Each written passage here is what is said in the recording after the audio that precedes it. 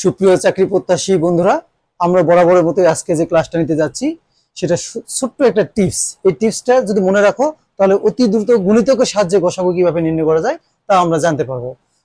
লসাগু মানে আমরা কি জানি? লঘিষ্ঠ সাধারণ গুণিতক।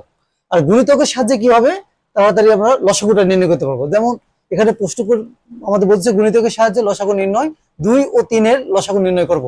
তাহলে 2 এর গুণিতক গুলো কি কি? 2 এর গুণিতক আমরা লিখে নিব। এর গুণিতক গুলো হচ্ছে কত কত আমরা জানি? 2 4, অর্থাৎ 2 এর ঘর নামাতাটা 2 1 2, 2 2 4, 3 2 6, 4 2 8, 5 2 10, 6 2 12, এভাবে যত ইচ্ছা আমরা লিখবো। তবে মোটামুটি 8 9টা লিখলেই যথেষ্ট। 7 2 14, 8 2 16, 9 2 18 লিখলাম, ঠিক আছে। আর 3 এর গুণিতক গুলো কি কি? 3 এর গুণিতক গুলো হচ্ছে 3 1 3, 3 2 6, 3 3 9, 3 4 12, 3 5 15, 3 6 18, 3 7 21, এভাবে তো অনেক আছে, তাই না? এর মধ্যে এখন আমরা দেখবো সবচেয়ে, যেহেতু বলছে লঘিষ্ঠ, সবচেয়ে কাছাকাছি কোন মানটা দুটার মধ্যে মিলছে সেটাই হলো লসাগু।